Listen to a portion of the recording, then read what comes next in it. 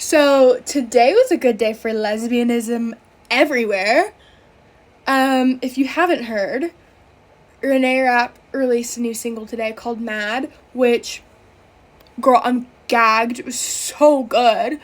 But also, Haley Kiyoko just announced that she's turning her music video for Girls Like Girls into a movie.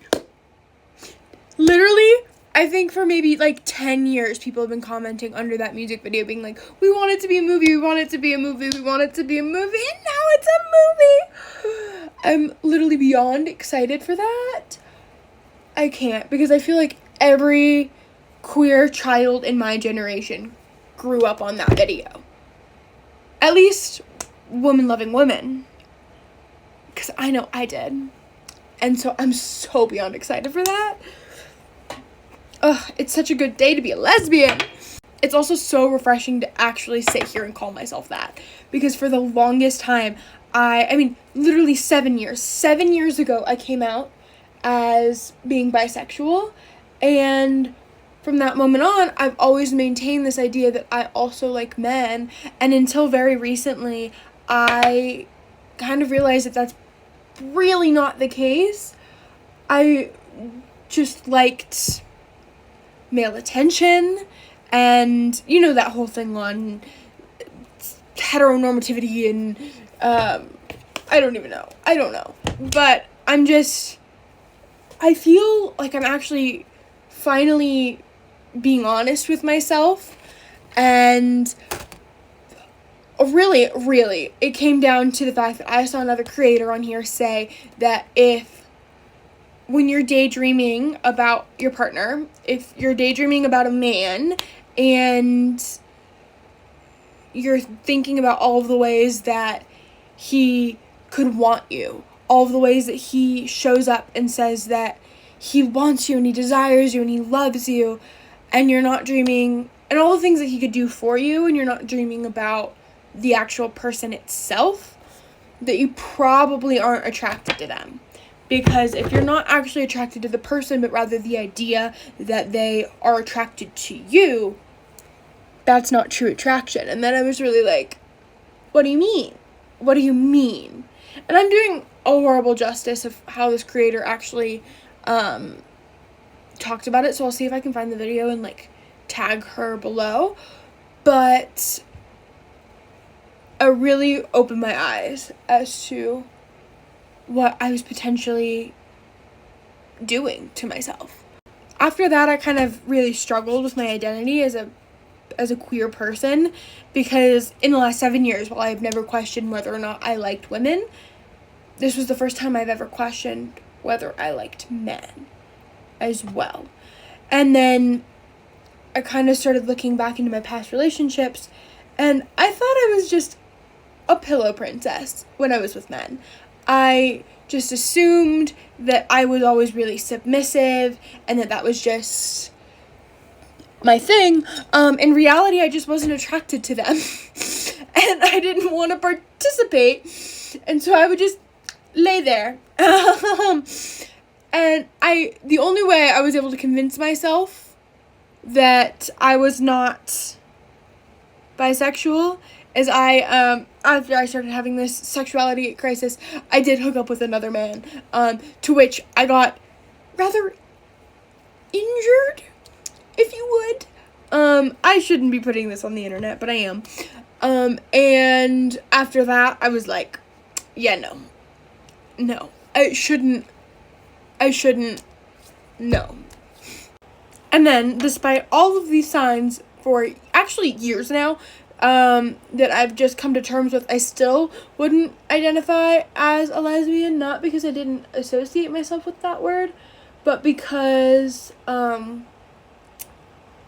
I had such a difficult time grasping this concept that I am okay to change my sexuality at such an adult age.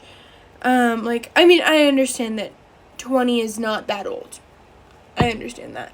But when I've been so comfortable, not even comfortable, because I would also never call myself bisexual. I would literally call myself a lesbian with exceptions.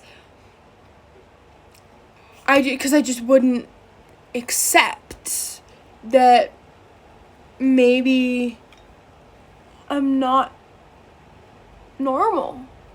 Not normal. I always misuse that word. Like, what society has deemed as normal. What I wanted so badly to fit into this mold that I didn't care if it wasn't authentic. And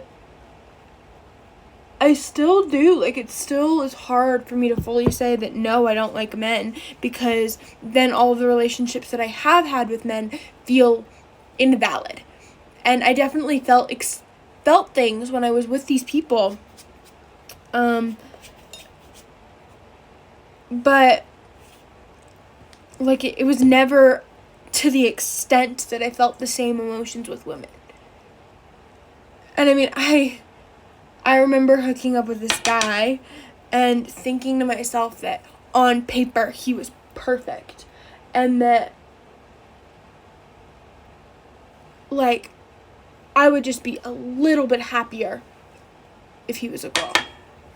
I would just be like wedding bells if he was a girl. But he wasn't a girl. And a part of me was always a little disappointed with that, whether I admitted it to myself at the time or not.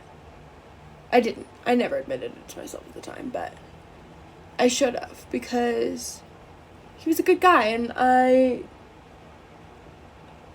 liked him for his personality, and I honestly still wish that I had him in my life, but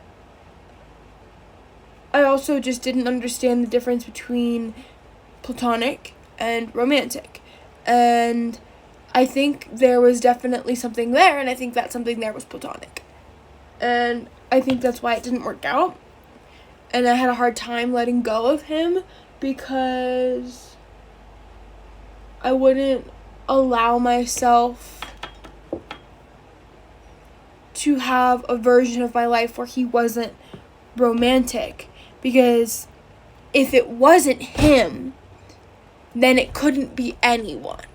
If it wasn't him, then it could not be another man. Because truly no other man was to me what this one was.